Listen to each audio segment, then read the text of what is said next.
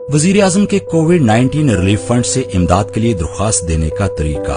हमारी website ehsaslabour.nadra.gov.pk/ehsas पर login करें। अपनी बुनियादी मालूमात दर्ज करें। 13 हिस्सों का शनाख्ती कार्ड नंबर, मोबाइल नंबर, तस्वीर में दिया गया कोड, मोबाइल कंपनी का नाम और तस्दीक करें पर क्लिक करें। अब एक नया पेज खुल जाएगा। इस पर मजीद मालूमात दर्ज करें। आमदनी यौमिया है या माहाना। अपना पेशा दर्ज करें।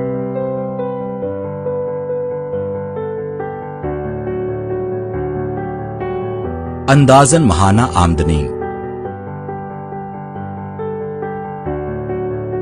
अगर मुलाजमत थी तो खत्म होने की तारीख दर्ज करें। अपना कारोबार करते हैं या दीगर। मालिक या कंपनी वगैरह का नाम दर्ज करें। अपने जिला का नाम, तहसील का नाम।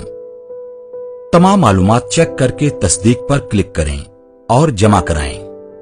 जरूरी जांच पड़ताल के बाद जल्द आपसे राब्ता किया जाएगा। कोविड-19 रिलीफ फंड। अगर आप खुद जरूरतमंद हैं तो अपनी दरख्वास्त जमा कराएं, और अगर आप किसी जरूरतमंद को जानते हैं तो ऑनलाइन दरख्वास्त जमा कराने में उनकी मदद करें।